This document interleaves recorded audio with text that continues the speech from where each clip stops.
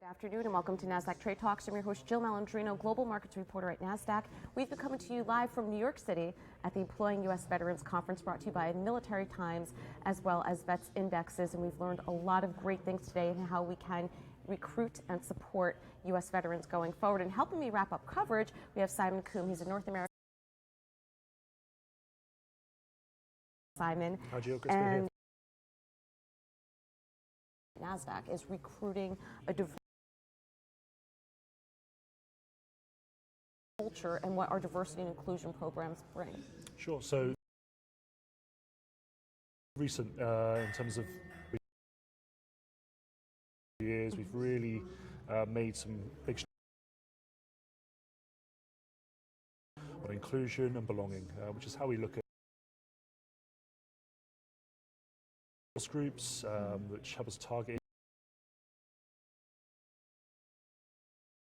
Looking at the kind of holistic view and how it's going to help the business move forward, and looking at the types of individuals we want to bring into the organisation to make it more of an innovative culture, to really make it more. Or any other organization, when you have diverse talent, you have a significant outreach program, you have a number of employee groups to support everyone internally and externally with our partners. To the bottom line. Sure. So I think, I think there's studies out there, lots of studies out there that show that having a diverse workforce, having that, there's different mindsets, there's different ways of thinking. Companies overall grow, helps them think differently about things, how they're doing business, and first Nasdaq change and transformation, and having those different perspectives and different ways of thinking really helps us move the dial in so many different ways and so many different things. What can organizations do to better support veterans as they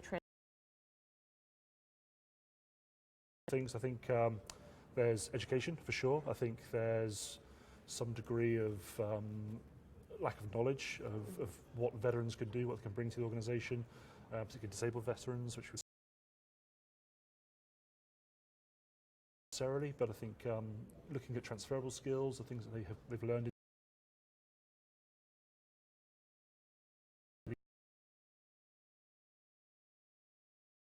in combat or battlefield, how that can transfer into corporate life, and how those skills and those abilities can be applied to the things we do in business, not just at Nasdaq, but in other organizations, for sure. All right, and to wrap up here, how at Nasdaq do we engage with veteran talent, and what are some suggestions for veterans when it comes to networking and using social platforms to get their name?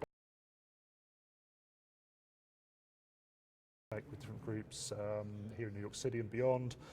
We run lots of events, corporate events, getting companies to come in, meeting with veterans directly, running workshops with them about CV writing, resume writing, about their LinkedIn profiles particularly as well, which are a huge window of opportunity for anybody really, but definitely for veterans, to help them get linked in with people they may know from service, to open doors for them in that way.